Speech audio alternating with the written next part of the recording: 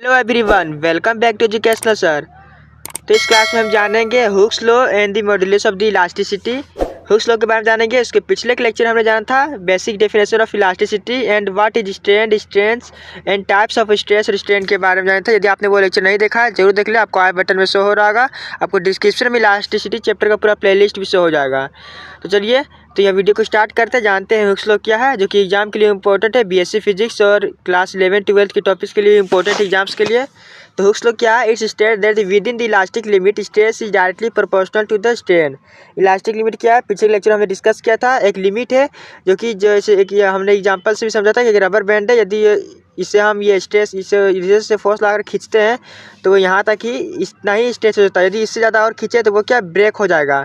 तो वो जो लिमिट है जब ब्रेक ना हो, अपना जो इलास्टिक दोबारा अपना इलास्टिक यानी इससे वापस इस पोजीशन में आ सके, वो एक लिमिट होता है। उस लिमिट को वो क्या बोलते हैं? इलास्टिक लिमिट बोलते हैं। तो ये हमने पिछले क्लास में देखा था। तो यही हमारा है कि हुक्स लॉ क्या है? It's state that with in elastic limit, यानी इलास्टिक लिमिट के अंदर जब स्ट्रेस और स्ट्रेन क्या होता है? डायरेक्टली प्रोपोर्शनल होता है।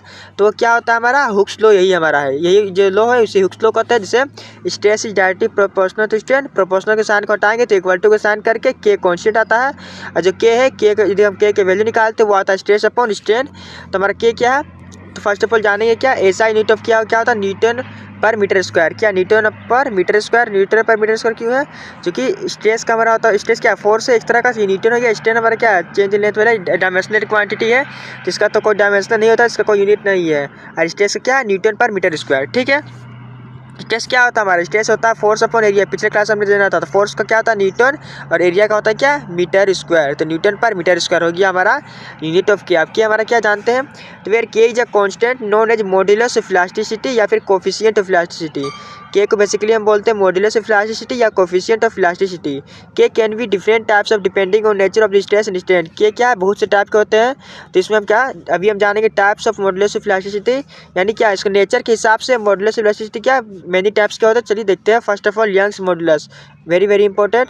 यहाँ से मैं जो बता जा रहा हूँ बहुत ही इंपॉर्टेंट है, सारे फॉर्मूला आपको याद होना चाहिए। ठीक है। तो यंग्स मॉड्यूलस क्या है? It is defined as the ratio of the longitudinal strain to the longitudinal strain. अब बोलेंगे सर लॉन्गिट्यूडनल स्ट्रेस क्या है, लॉन्गिट्यूडनल स्ट्रेन क्या है? साथ ही पिछले के वीडियो में कवर कर दिया गया है, तो मैं इसे दोबारा नहीं बताऊंगा। वो लेक्चर आपको प्लेलिस्ट मिल जाएगा डिस्क्रिप्शन में, इलास्टिसिटी नाम के, जरूर चेकआउट कर ले। ठीक है। कि हमारा क्या होता है? लॉन्गिट्यूडनल स्ट्रेस का फॉर्मूला होता है force upon area. Longitudinal stress क्या होता है? डेल्टा एल बाई एल, यानी change in length upon original length.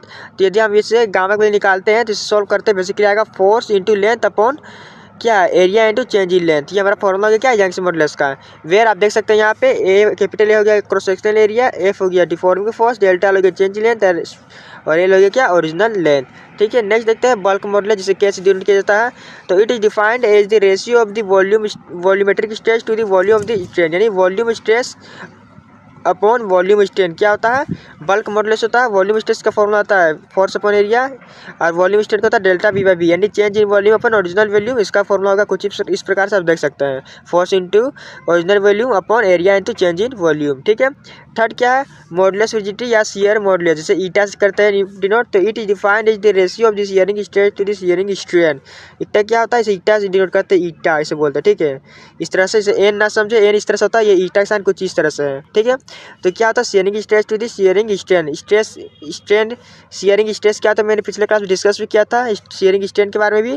तो देखिए कुछ इस तरह, यदि हमारा जो कि एंगल से इसमें अगर फोर्स निकालते हैं, ये हमारा क्या 3D डायग्राम है, ये कुछ इस तरह से यदि हम इसे फोर्स लगाते हो थोड़ा सा बेंड होता है, कुछ इस तरह से बेंड हो जाएगा। तो ये जो एंगल में चेंज आया थीटा, उसे क्या बोलते हैं?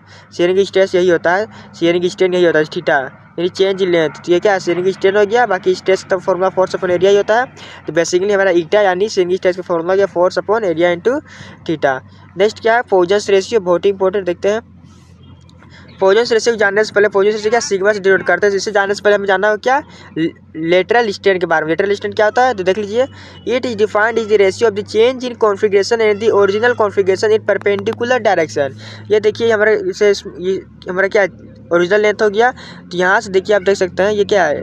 इधर से यदि हम यहाँ फोर्स लगाते हैं, यहाँ से फोर्स लगाते हैं, देखिए इतना लेंथ हमारा क्या होता है, चेंज इन लेंथ हो गया डेल्टा डी। और यहाँ यदि जैसे मान के चलिए परपेंडिकुलर डायरेक्शन से क्यों बोला जा रहा है, परपेंडिकुलर डायरेक्शन क्यों बोला जा रहा है, क्योंकि यदि हम यहाँ से फोर्स लगाएंगे तो ये तो खिंचाएगा, लंबा तो हुआ यहाँ, देखिए इतना है जो डेल्टा एल चेंजेस तो आया है, लेकिन जो डायमीटर है, डायमीटर थोड़ा सा क्या हो गया है, ठीक हो गया, ये ठीक था पहले तब थिन हो गया, यानी डायमीटर क्या हो गया है, थोड़ा सा हाफ हो गया। देखिए डायमीटर, यहाँ का डायमीटर देखिए और यहाँ का डायमीटर देखिए, ठीक है। तो क्या डायमीटर में क्या हुए थे, परपेंडिकुलर चेंजेस। ये क्या है, यहाँ से फोर्स लगाने पर परपेंडिकुलर चेंज है, यहाँ से फोर्स, ये यहाँ से देखिए यहाँ फोर्स लगाया है और चेंजेस परपेंडिकुलर, तो क्या है परपेंडिकुलर हो रहा है 90 डिग्री, तो यही चेंज जो है इसे बोलते हैं परपेंडिकुलर डायरेक्शन में स्ट्रेस। तो क्या है, डायमीटर से हो गया डी से डेल्टा डी, वही बोला जा रहा है। बेसिकली लेटरल स्ट्रेन का फॉर्मूला है डेल्टा डी अपॉन डी, ठीक है। अब जानते हैं पोजेंस रेशियो क्या है। तो पोजेंस रेशियो हमारा हो गया क्या, Poisson ratio, it is defined as the ratio of lateral strain to the longitudinal strain। यानी ये तो क्या, हम इतने सारे अभी सारे फॉर्मूला देखा, सब क्या होता है, स्ट्रेस अपॉन स्ट्रेन, यानी कोई भी एक टाइप का स्ट्रेन होता है नीचे, कोई एक टाइप का स्ट्रेन होता है, ठीक है। लेकिन अभी क्या हो रहा है, यहाँ पे देख सकते हैं दोनों ऊपर नीचे दोनों साइड में क्या स्ट्रेन ही वर्ड आ रहा है, lateral strain to the longitudinal strain. यहाँ पे बहुत ही स्टूडेंट जो है कंफ्यूज होते हैं, तो याद रखें lateral strain to the longitudinal strain होता है, जिसका डिनोट करते हैं सिग्मा से। तो क्या होगा, minus delta D upon T, minus negative sign क्यों है तो मैं बताता हूँ अभी। डेल्टा डी अपॉन टी है डेल्टा एल बाई एल, जैसे आप लिख सकते हैं delta D into L upon D into delta L. अब नेगेटिव साइन क्या है देख सकते हैं, the negative sign indicates that increase in dimension in one direction is bring about the decrease in dimension in one perpendicular direction. यानी आप ऊपर देख सकते हैं, देखिए नेगेटिव साइन क्या डिनोट कर रहा है, यहाँ पे हमारा क्या इंक्रीज हो रहा है, लेकिन किसके यहाँ पे हमारा क्या हो रहा है, लेंथ इंक्रीज हो रहा है, लेकिन परपेंडिकुलर डायरेक्शन में क्या लेंथ डिक्रीज हो रहा है, तो वह डिक्रीज जो साइन है वो इसलिए नेगेटिव साइन वहाँ आया, ठीक है। बेसिकली यही था। तो यहाँ तक वीडियो समाप्त होता है, ये बेसिक डेफिनेशन था, इसके बहुत ही इंपॉर्टेंट होगा आगे जरूर वीडियो में देखेंगे। तो नेक्स्ट वीडियो हमारा क्या होगा, relation between elastic constant, university exams के लिए वेरी इंपॉर्टेंट, हर साल एग्जाम्स में आता है, तो ठीक है ये आप देख सकते हैं। तो नेक्स्ट के वीडियो हम इसे डिस्कस करेंगे। आज की वीडियो यहीं तक रखते हैं। तो वीडियो अच्छी लगी लाइक करें, शेयर करें, और चैनल में पहली बार आए हैं तो चैनल को सब्सक्राइब करना ना भूलें। Thanks for watching this video.